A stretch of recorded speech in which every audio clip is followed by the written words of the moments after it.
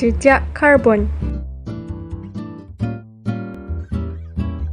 Pemanasan global ialah peningkatan suhu atmosfera bumi secara berterusan akibat daripada kesan rumah hijau.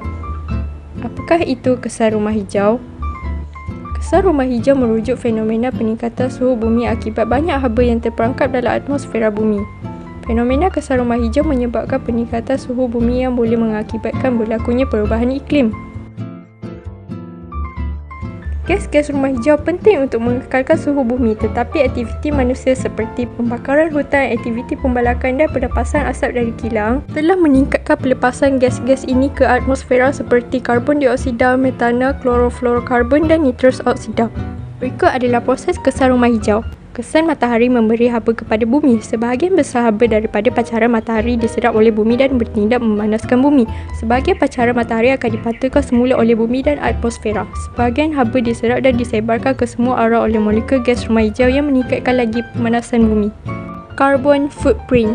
Jumlah pelepasan gas rumah hijau yang disebabkan oleh organisasi perkhidmatan tempat atau produk dinyatakan sebagai setara karbon dioksida. Jejak karbon ialah jumlah pelepasan karbon dioksida dari semua aktiviti manusia atau organisma, kenderaan, bangunan, kilang dan lain-lain. Ia termasuk pembakaran bahan api fosil dalam pembuatan, pemanasan dan pengangkutan serta menghasilkan elektrik untuk pengeluaran barangan dan perkhidmatan. Di samping itu, pelepasan gas rumah hijau yang lain seperti metana, nitrous oksida atau klorofluorokarbon juga dikira dalam konsep jejak karbon ini. Carbon footprint terbahagi kepada dua, iaitu primer dan sekunder.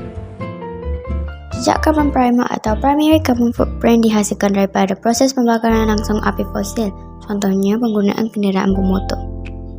Sedangkan sekunder adalah carbon footprint yang digunakan dari pembuatan sehingga penguraian, contohnya produk yang digunakan atau dimakan setiap hari. Seterusnya ialah punca penghasilan carbon footprint. Antaranya ialah penggunaan kenderaan, penggunaan elektrik dan air, dan penggunaan makanan. Setiap aktiviti manusia sentiasa mempunyai pengaruh terhadap alam sekitar. Salah satunya ialah aktiviti yang menyumbang kepada pelepasan gas rumah hijau. Gas rumah hijau yang dibebaskan dari aktiviti inilah yang memerangkap haba yang masuk ke atmosfera bumi, menyebabkan berlakunya pemanasan global. Jumlah pelepasan gas rumah hijau akibat aktiviti manusia adalah apa yang disebut carbon footprint. Cara-cara mengurangkan jejak karbon.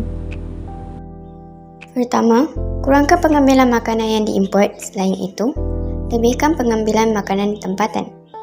Yang kedua, bawa beg sendiri ketika berbelanja. Yang ketiga, hanya membeli barangan yang diperlukan. Yang keempat, jimat elektrik. Yang kelima, amalkan gaya hidup zero waste.